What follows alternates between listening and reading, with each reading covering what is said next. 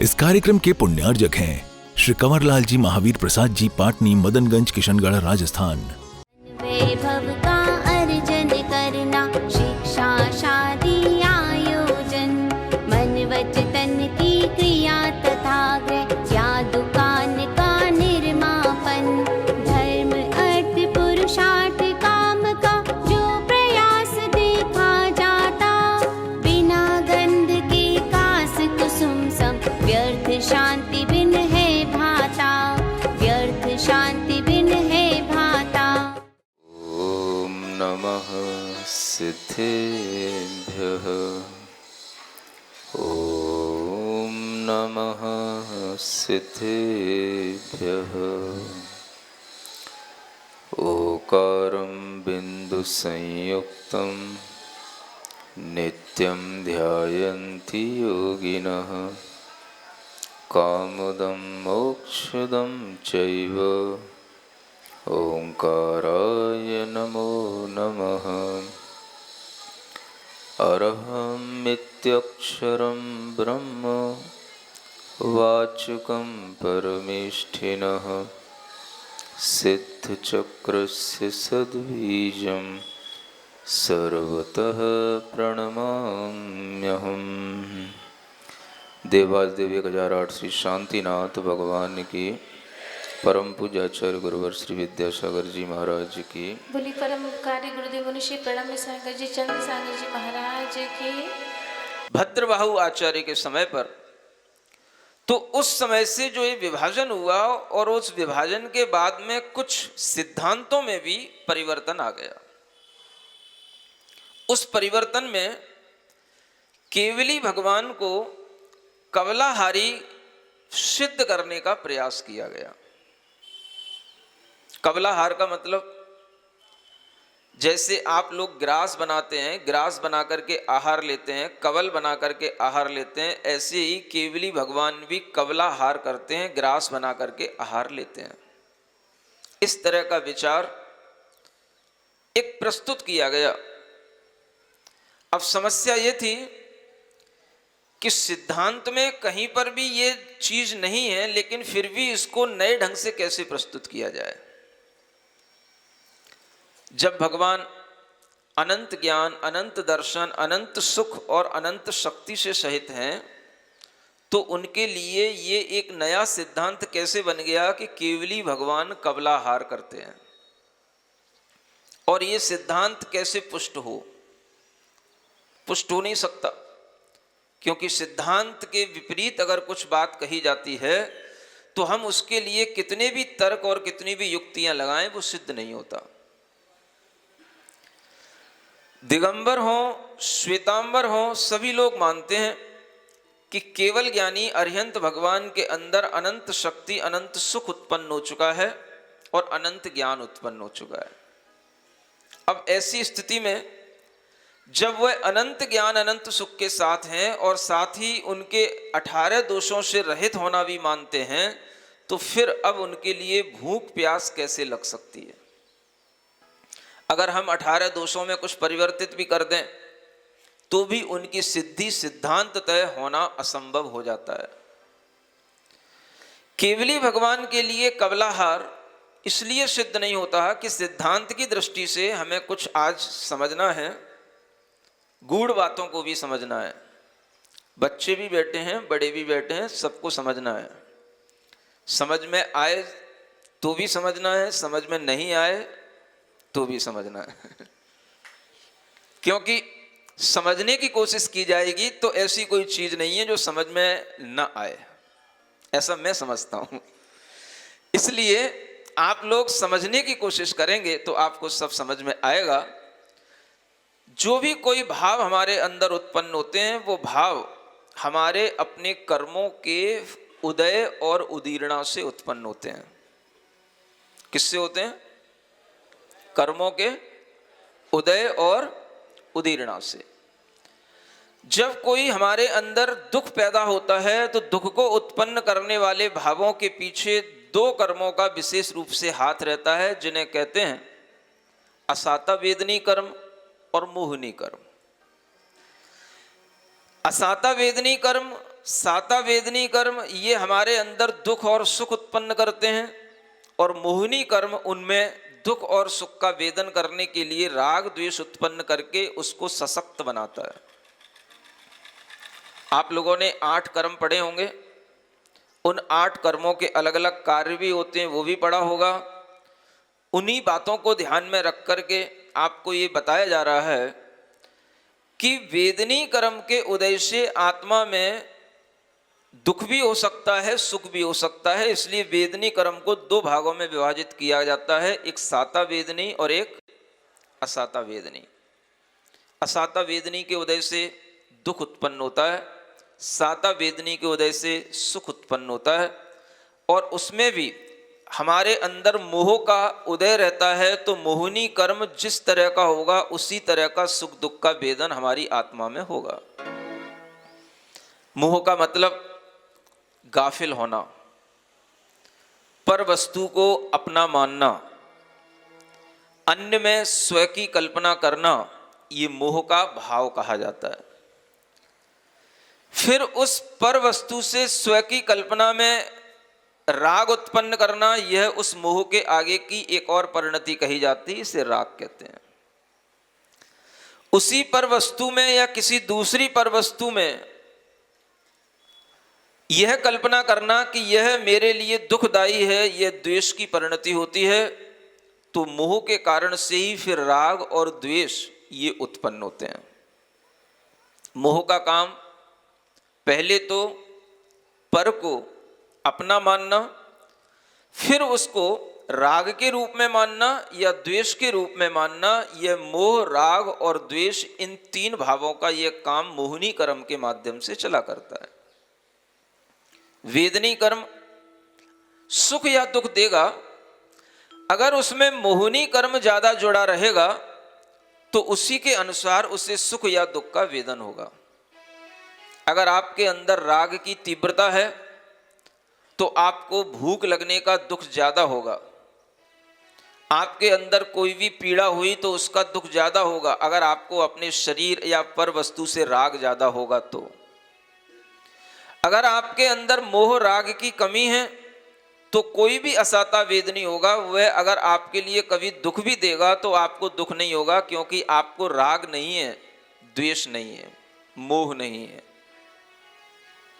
जब भी हमारे अंदर वेदनी कर्म दुख या सुख देता है तो उसके पीछे हमारा मोहिनी कर्म हमारे साथ होता है। उसकी जितनी इंटेंसिटी होगी हम उतने ही ज्यादा गाफिल होंगे। भूख लगने का सिद्धांत भी इसी वेदनी कर्म पर आधारित है। आचार्यों ने कहा भूख लगती है, क्यों लगती है, उसके 4 कारण बताए। सुन रहे बच्चे लोग? कॉपी पेन नहीं लाए? भूख लगने के कितने कारण होते हैं? हाँ, ये सैद्धांतिक बातें आपको ध्यान में रखना चाहिए जो बताया जा रहा है। पहला कारण कहा गया, आहार को, भोजन को देखने से भूख लगती है। क्या सुना? आहार दंशनेय, आहार का दर्शन होगा। भोजन अगर आपको देखने में आएगा तो आपके मन में भाव आएगा कि हाँ चाहिए।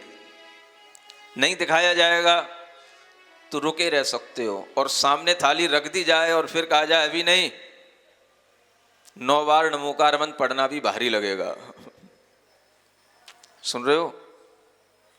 कैसे करते हो भोजन? आहार का दर्शन हो जाए, सामने थाली रखी हो और 9 बार नमोकार मंत्र पढ़ने में आता है कि नहीं आता है? नहीं पढ़ते हो?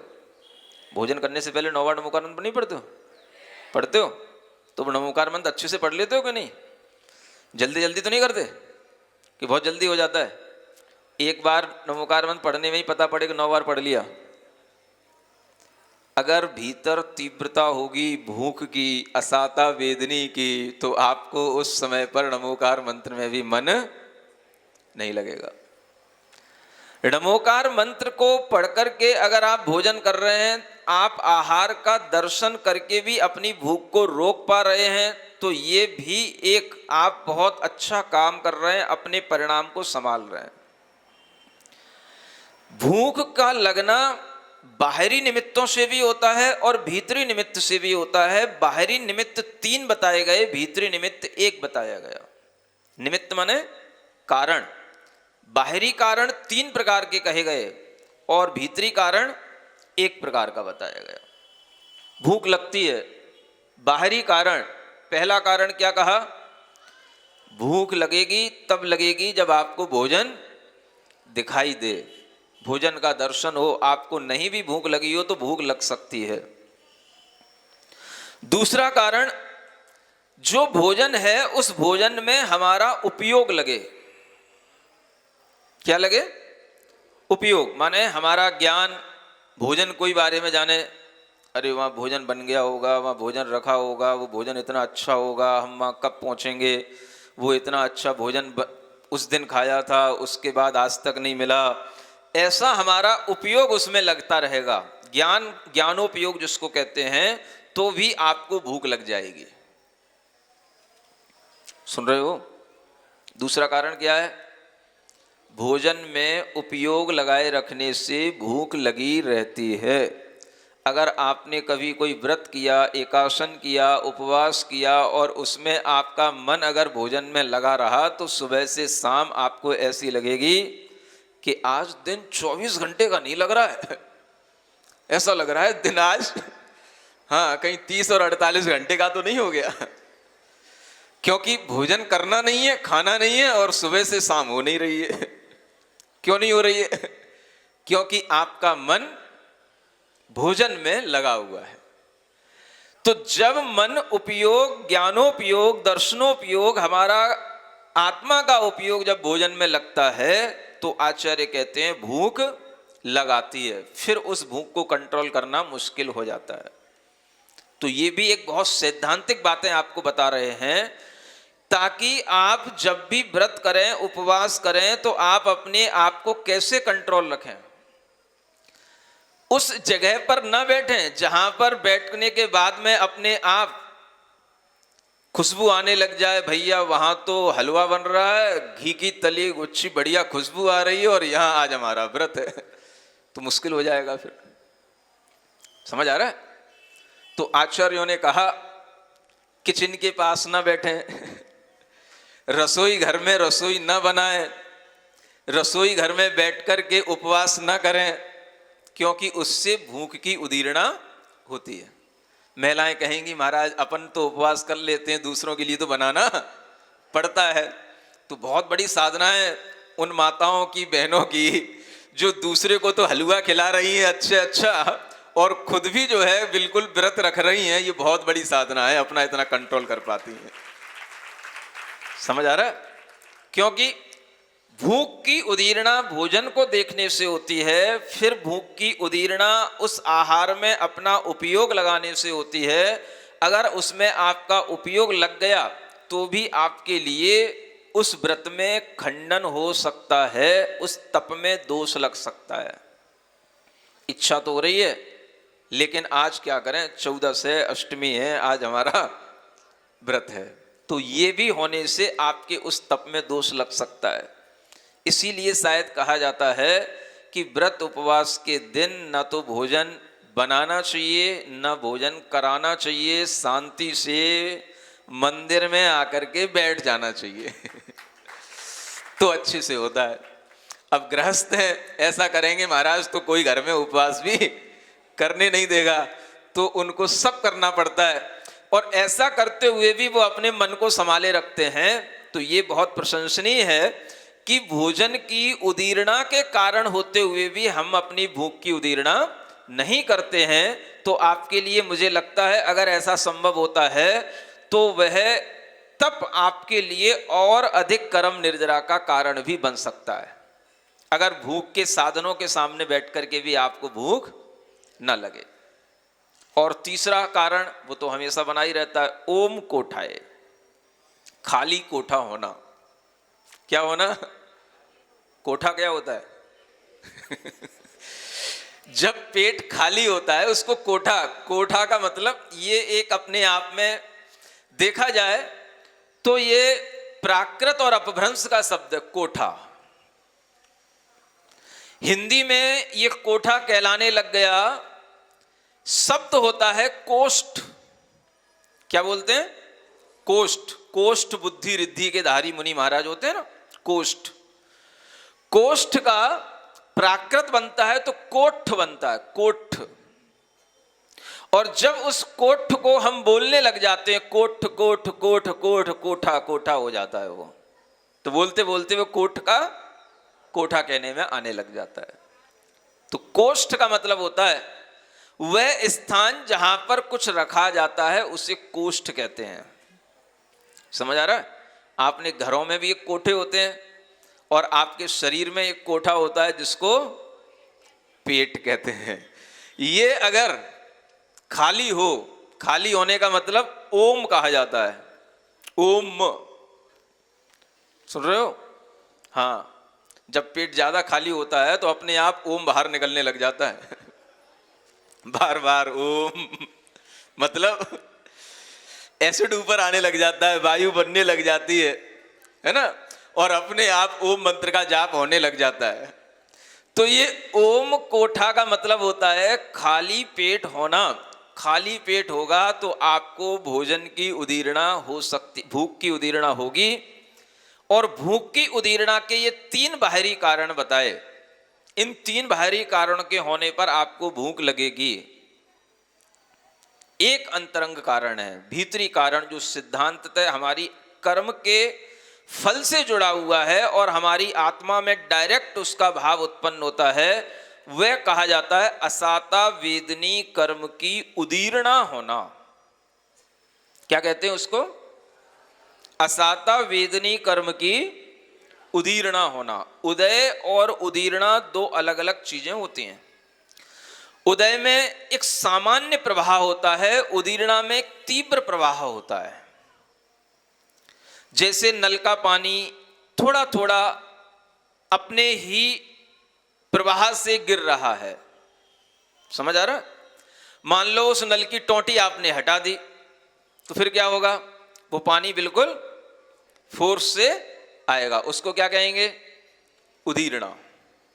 तो उदय में तो क्रम क्रम से हमारे कर्म हल्के मंद होकर के उदय में आते हैं, और उदीरना में कर्म का तीव्र इंटेंसिटी के साथ में, तीव्र एक प्रवाह के साथ में उनका हमें अनुभव भोगने में आता है। उसको उदीरना कहते हैं। तो आचार्यों ने कहा भूख लगती है असाता वेदनी कर्म की उदीरना से। किससे? साता वेदनी से नहीं लगती। किससे लगती भूख? असाता वेदनी से भूख लगती है। लेकिन वो असाता वेदनी कर्म के उदय में नहीं लगेगी। किस में लगेगी? उदीरना में लगेगी। एक बहुत सैद्धांतिक बात दिगंबर और श्वेतांबर दोनों संप्रदाय में मानी जाती है। कर्म सिद्धांत की बात, कर्म की उदीरणाएं किस गुणस्थान तक होती हैं, कर्म के उदय किस गुणस्थान तक होते हैं, ये बताया जाता है सिद्धांत ग्रंथों में। सबको ये छोटी छोटी जानकारियां होनी चाहिए। सुन रहे हो ना सभी लोग? हाँ, कभी कभी गूढ़ बातें भी सुना करो। भगवान की ध्वनि में, दिव्य ध्वनि में सब तरह के सिद्धांत आते हैं। कुछ कभी कभी ऐसा भी गूढ़ सिद्धांत आपके सामने आता है तो उसको भी आपको सुनना ही है, क्योंकि दिव्य ध्वनि में सब सुनाया जाता है। अभी तो एक कम गूढ़ सुनाया जा रहा है, इससे भी ज्यादा और सुनाया जा सकता है। पहले से इसलिए नहीं कह रहा हूं क्योंकि आप कहीं ऐसा ना हो कि महाराज अभी गूढ़ सुना लें उसके बाद निकले आएंगे हम। वो कभी भी हो सकता है। अभी भगवान की दिव्य ध्वनि का काल चल रहा है। भगवान विहार करके भी कहीं भी पहुंच जाते हैं तो दिव्य ध्वनि खिरना उनकी बंद नहीं होती है। हर दिन उनकी दिव्य ध्वनि होती है और दिव्य ध्वनि में अनेक सैद्धांतिक आध्यात्मिक बातें हमें सुनने को मिलती हैं। आज वही सैद्धांतिक बात आपको बताई जा रही है कि भगवान को भी भूख क्यों नहीं लगती और हमको भूख क्यों लगती। और वह भूख अगर गुणस्थानों के अनुसार देखा जाए तो आचार्यों ने कहा, तीर्थंकर भगवंतों ने कहा, क्योंकि आचार्य तो बाद में कहेंगे, पहले तीर्थंकर भगवान कहेंगे। क्या कहा? भूख की उदीरना 6वें गुणस्थान तक ही होती है। असाता वेदनी कर्म की उदीरना 6वें गुणस्थान तक होती है।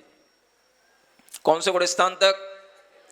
मुनि महाराज के 2 गुणस्थान चलते हैं। हर अंतर मुहूर्त में उनके गुणस्थान बदलते हैं।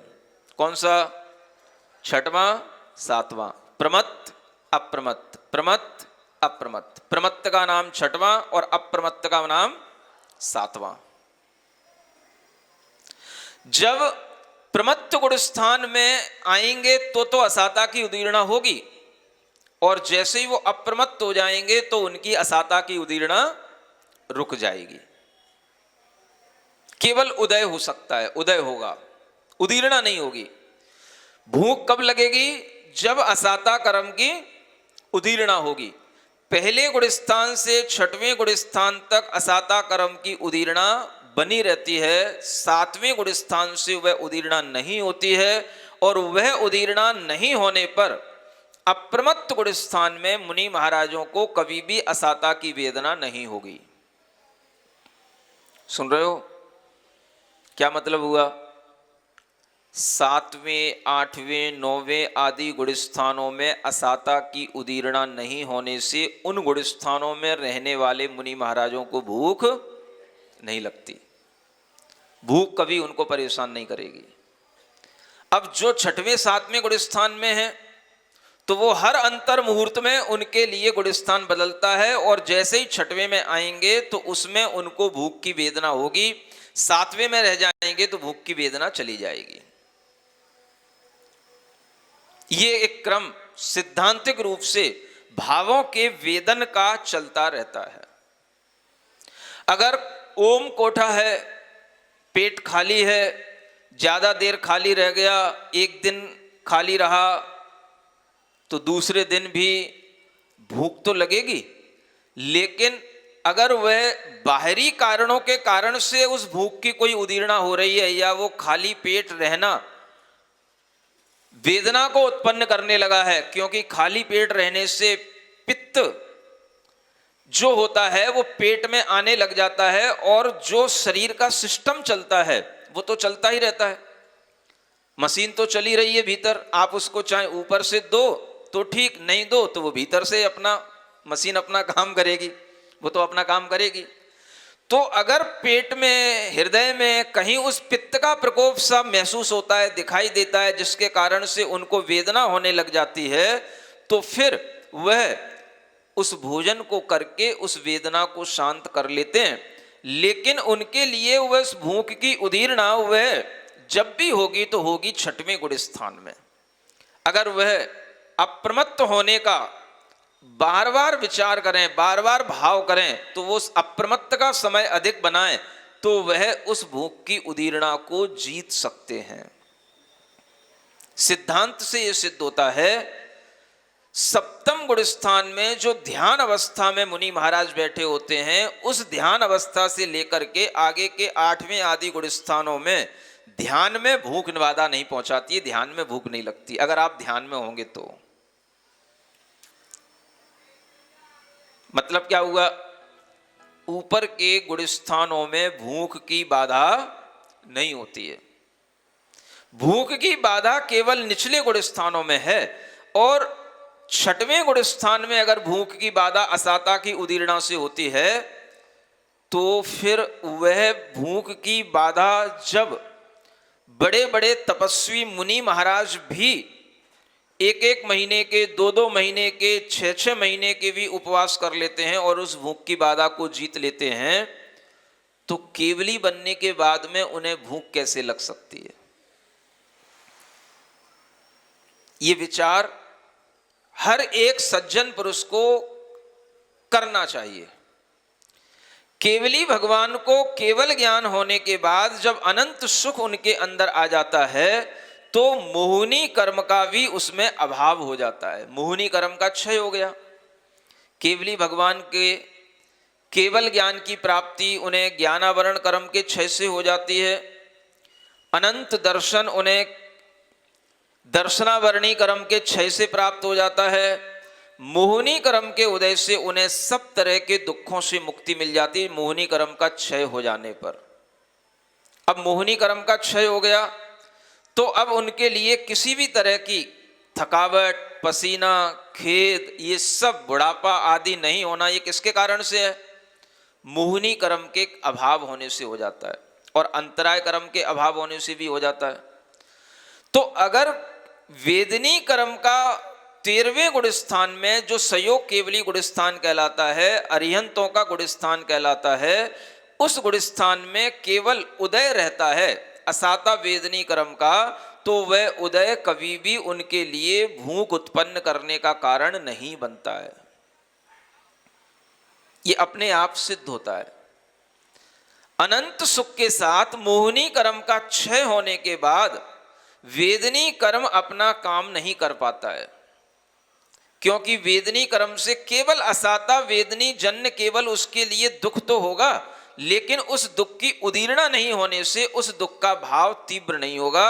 और वह वेदनी कर्म के साथ में मोहिनी कर्म का जब अभाव हो गया है, तो मोहिनी कर्म के अभाव हो जाने से न राग होता है, न द्वेष होता है, न मोह होता है। इस कारण से भगवान को भूख नहीं लगती है, यह सिद्ध होता है। भूख लगेगी जब आपका अपने शरीर से मोह होगा।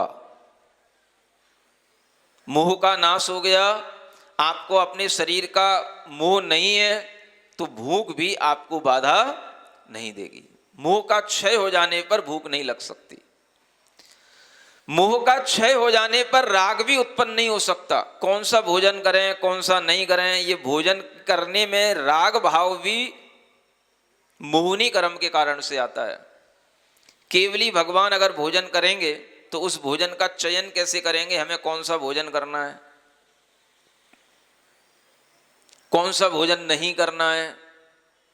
उनके सामने अगर भोजन लाया जाएगा तो वो भोजन लाया हुआ व्यक्ति अगर भोजन लेकर के आ गया तो वो कैसे भोजन करेंगे, ये सोचने की बात है।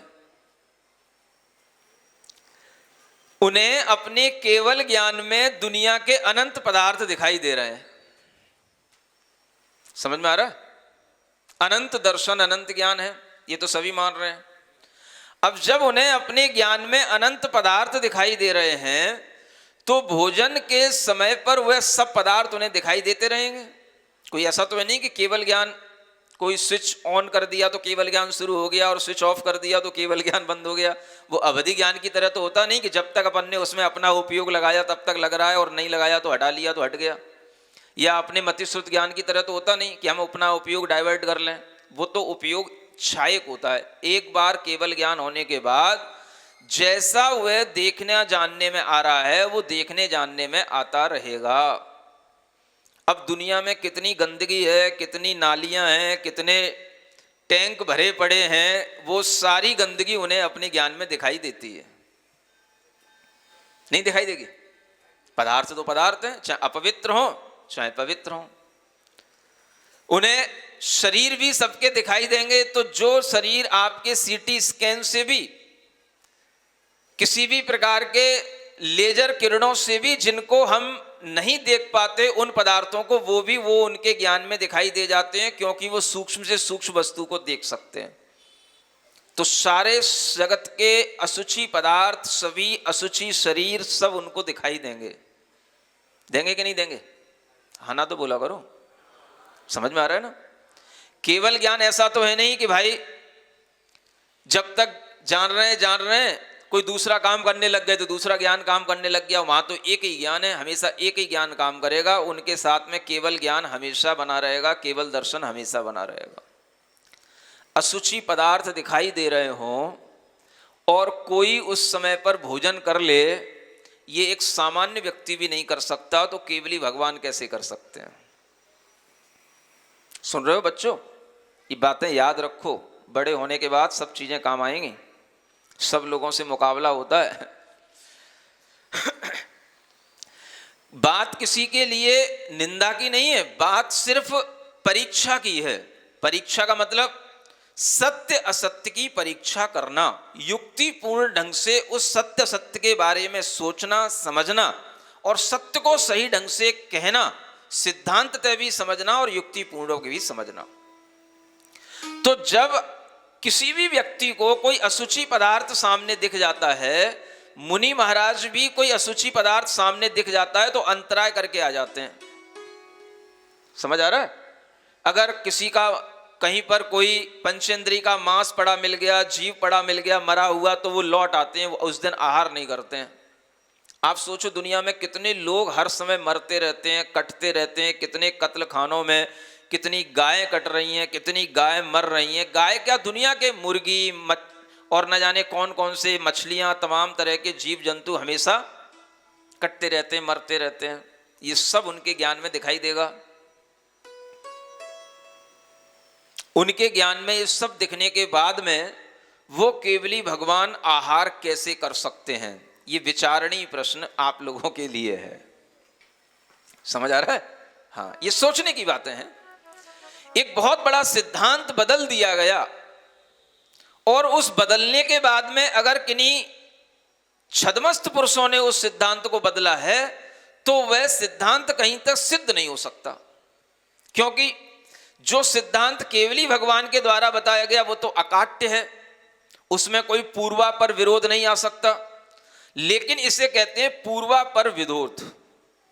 क्या बोलते हैं? एक तरफ तो हम कहें कि केवली भगवान अनंत सुख के धारी हैं, और एक तरफ हम कहें कि केवली भगवान को भूख की वेदना होती है, दुख होता है, तो इसको हम कहते हैं पूर्वापर विरोध। अभी आपको नई छेड़ाला की दूसरी ढाल में बताया था ना, जिनवाणी का लक्षण क्या होता है, सुनाओ क्या होता है?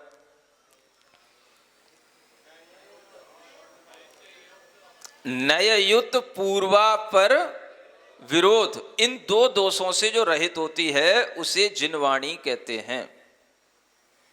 क्या समझ में आया? पूरी लाइन नहीं बोल पा रहे?